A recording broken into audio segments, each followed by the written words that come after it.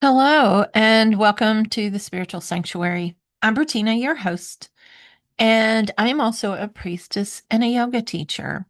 And I am so excited that you are back with me on day 6 of our special series, International Week of Yoga, Movement, Meditation, Spirit, and the Divine Feminine.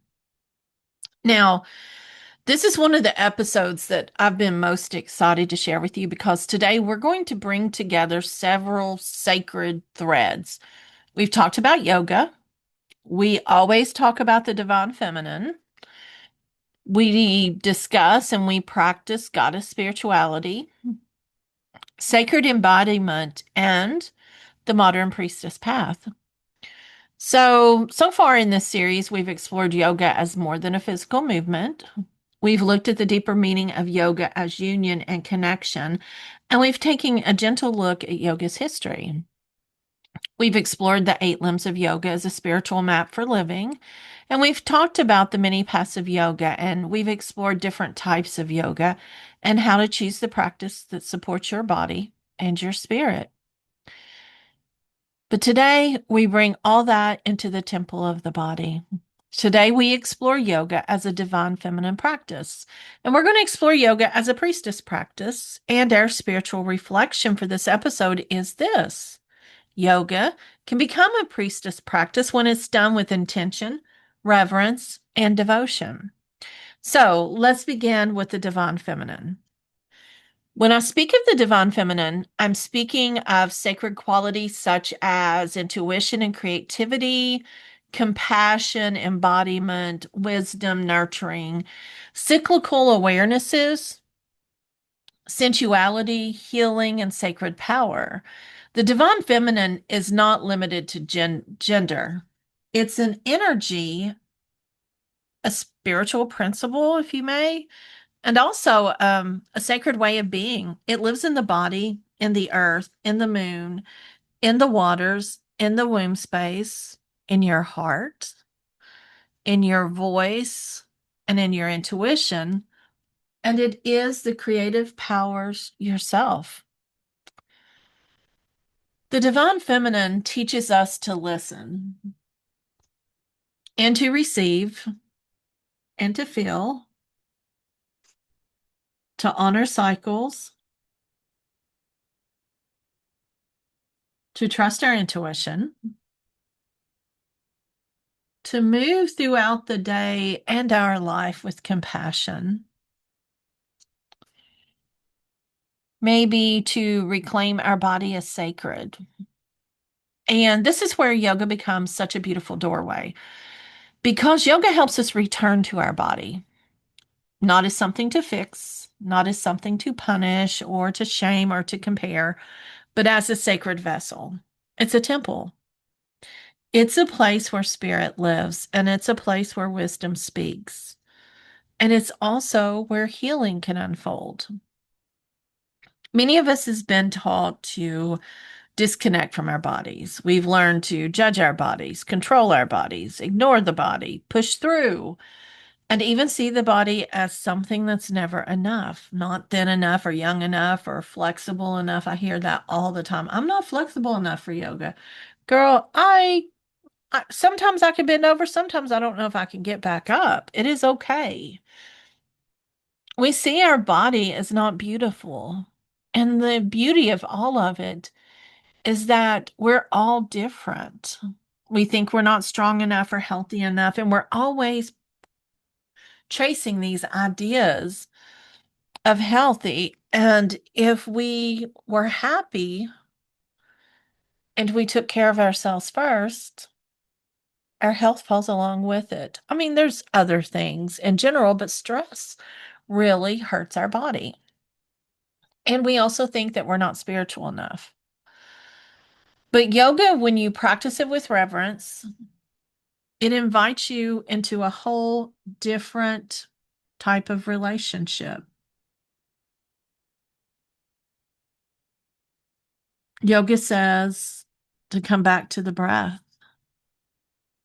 feel those sensations, come back to the heart, focus on your womb space. Feel your feet on the earth. Feel yourself grounding. And more importantly, feel the pulse of life within you. This is why yoga can become part of the priestess path. I'm sorry. The priestess path is a path of devotion and service.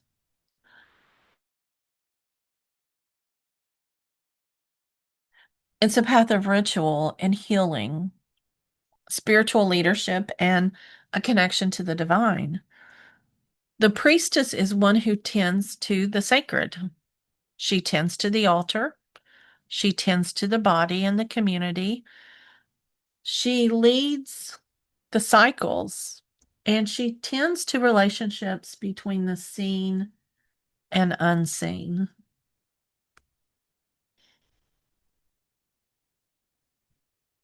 She listens for the voice of the divine and brings that wisdom into daily life. As a modern priestess, we may not live in a temple made of stone. We may be at home, maybe in our yoga room, our healing room, in our journal. We may be sitting out in our garden or at the kitchen table or in a circle of women. Or maybe we are just learning more about our own body. And yoga can become one of the ways that we enter that temple. Yoga as a priestess practice is not about performing a perfect pose. There really is no perfect pose. It's about setting intention. I am going to enjoy my body. I'm going to honor my body. It's about devotion. It's about entering the body with respect. How the breath becomes prayer. It's not about allowing movement to become devotion. It is about allowing movement to become devotion. It's about us being still and speaking with the divine. And it's about remembering that the sacred is not far away. The sacred is here. It's in this body, in this breath, and in this moment. So let's look at pranayama or breath work. In yoga, breath is not just oxygen moving in and out of the body. Breath is connected to prana, the life force. Every breath reminds us that life is moving through us. Whenever we become conscious of the breath, we begin to participate more fully in life. And for the priestess, breath work can become power. You don't always need complicated words. You don't always need a formal ritual. Sometimes one conscious breath is the prayer. A deep inhale can say, I receive life. And a long exhale can say, I release what is not mine. A soft breath into the heart can say, I open to love. A breath into the belly can say, I return to my center. A breath into the womb space can say, I honor my creative power. Breath can clear or ground, soothe or awaken. And it connects us to the divine feminine that is currently moving through our body. And when you breathe with intention, that breath becomes sacred. Now, we're going to talk about movement and how poses are a part of devotion. It's one of the most beautiful ways to approach yoga when you're on the divine feminine path. Instead of asking, how does this pose look? We ask, what am I offering through this movement? A forward fold can become an act of surrender. A heart opener is an offering of love. A gentle twist can release old energy, and a standing pose can be a declaration of strength. A seated pose can become a moment of inner listening, and a flowing movement can become a dance with the divine. When movement becomes devotion, we no longer have to perform. We don't have to prove anything. We don't have to force the body. We move as an offering, as a prayer, and a gratitude and remembrance. And this is especially powerful for those that are walking the priestess path because ritual does not always have to be elaborate. Ritual can be the way you raise your arms to the sky. Ritual can be the way you bow your head. It can be the way you place your hands on your heart. Ritual is intention made visible, and yoga can become that ritual when we bring intention to the movement.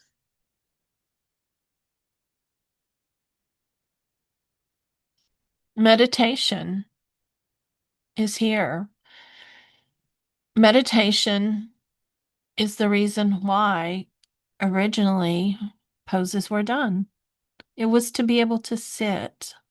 Householders were not used to sitting. Meditation becomes communion with the divine, and it can be intimidated when you think that you have to empty your mind completely, but that is not what it's about. It's about presence. It's sacred listening, and it's sitting at your inner temple. It's creating space for the soul to speak. For the priestess, meditation could become a way of entering the inner temple. You close your eyes, breathe, listen, and open yourself up to wisdom. You might meditate with a goddess, with a mantra, with a cat, with a breath and a heart and a question. You might simply just sit in silence and allow yourself to be held. Meditation teaches us that the divine can be encountered within, not just in books or temples or through teachers, but in the quiet chamber of your own being. When meditation becomes communion, we are no longer simply trying to relax, we're entering a relationship. We're listening for sacred guidance and we're remembering our connection.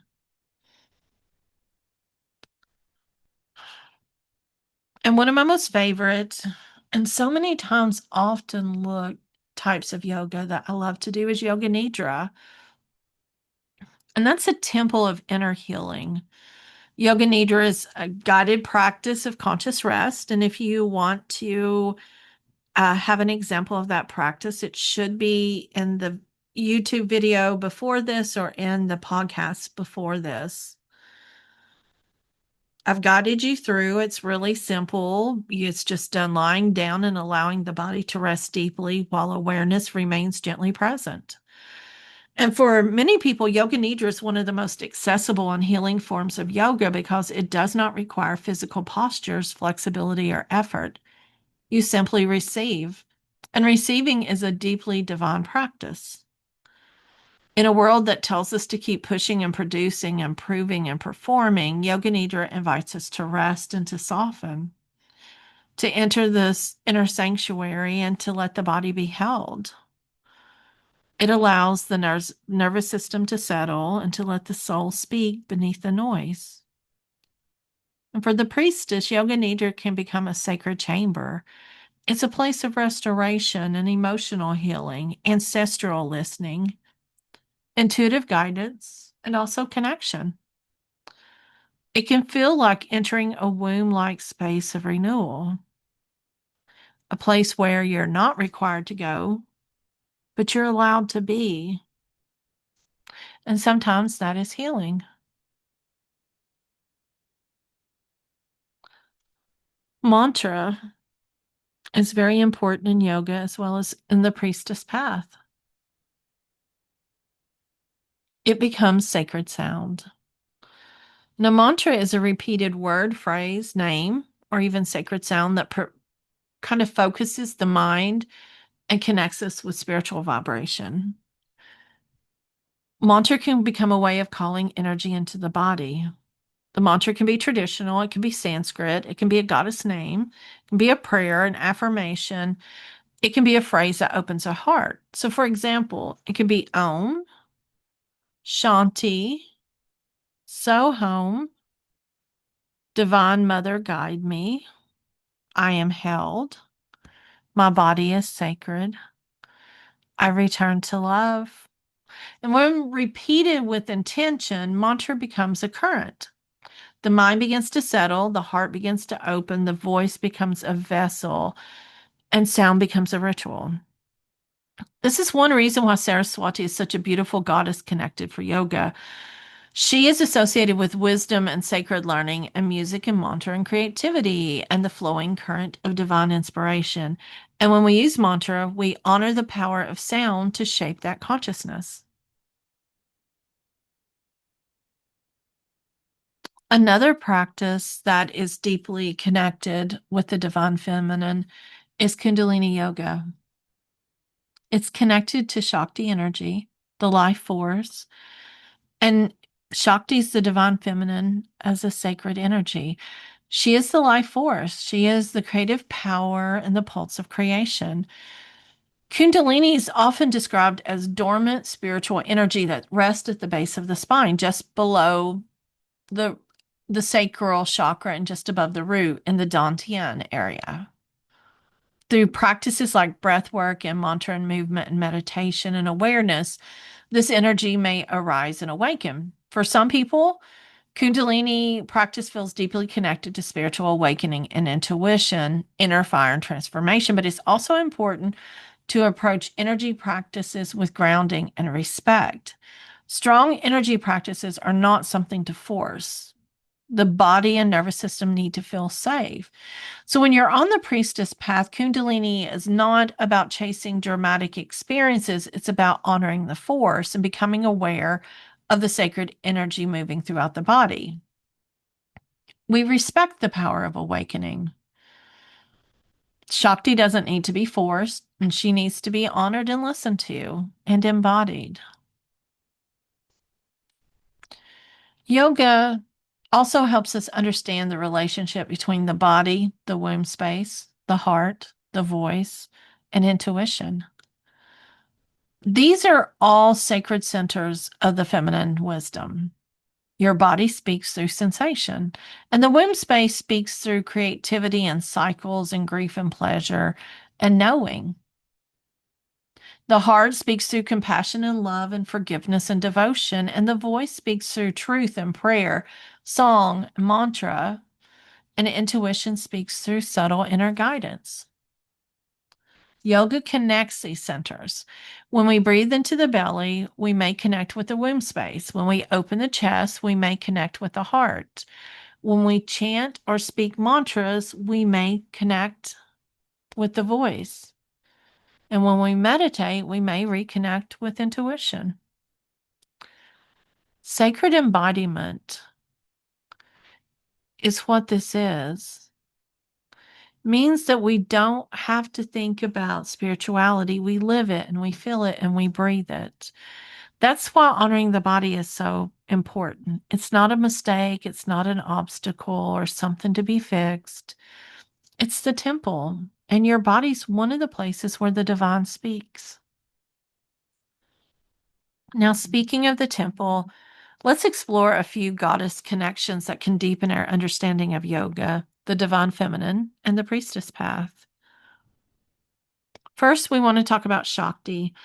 She is the divine feminine as life force. She is movement and creation. And when we practice yoga with awareness, we begin to honor the energy moving through us. We may feel her in the breath or in our spine or in the womb space. And she reminds us that we are alive with the sacred energy. We mentioned Saraswati before.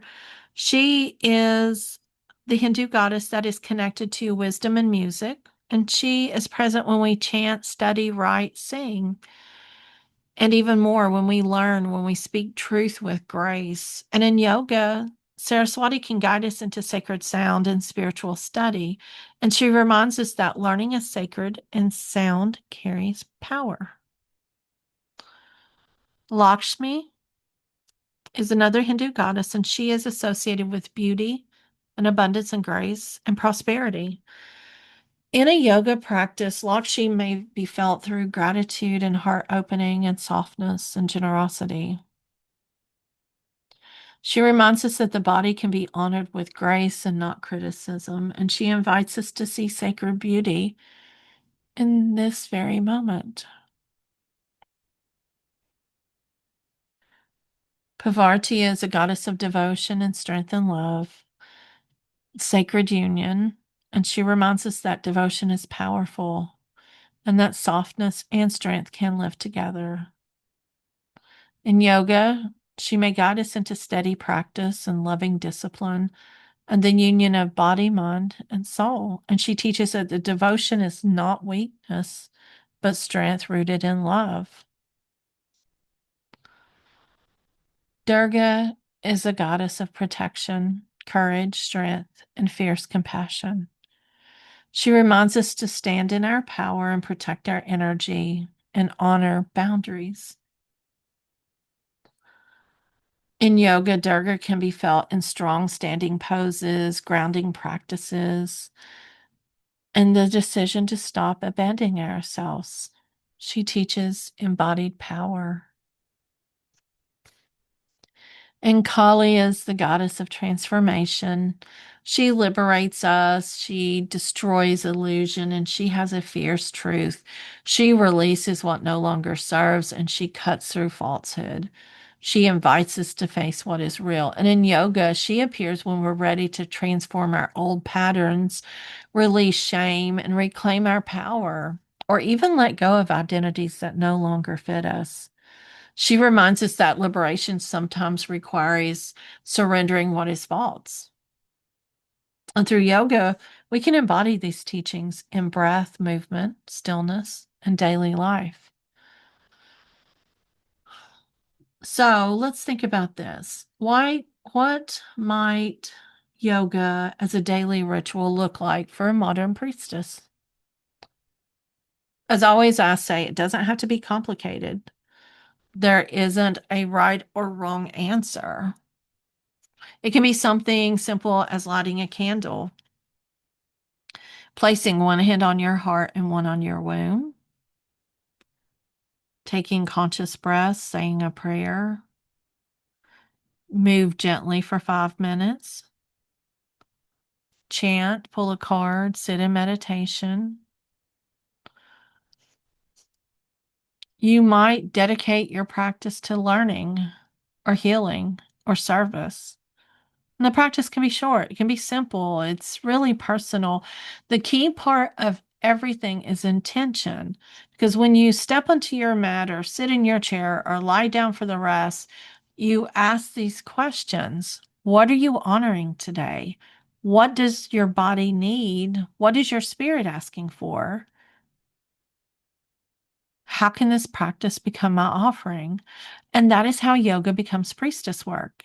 It becomes a sacred ritual of listening and remembering and connecting.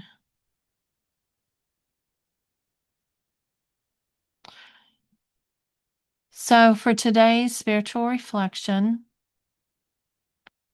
we think yoga can become a priestess practice when it's done with intention, reverence, and devotion.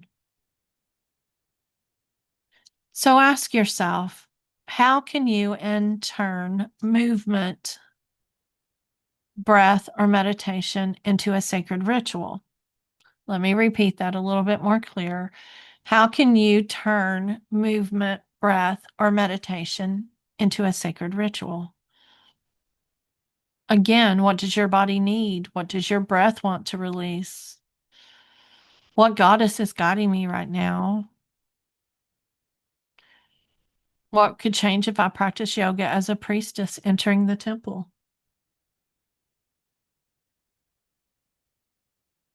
Before we close, I want to invite you into like a simple sacred embodiment practice.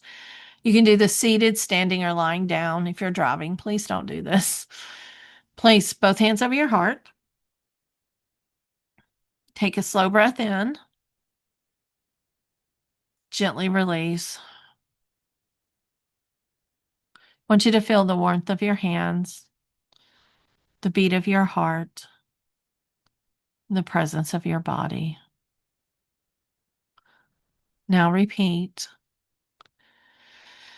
My body is sacred. My breath is prayer. My life is a temple. My body is sacred. My breath is prayer. My life is a temple. Let those words settle into your heart. Let them move through your body. And let them remind you that the divine is not far away.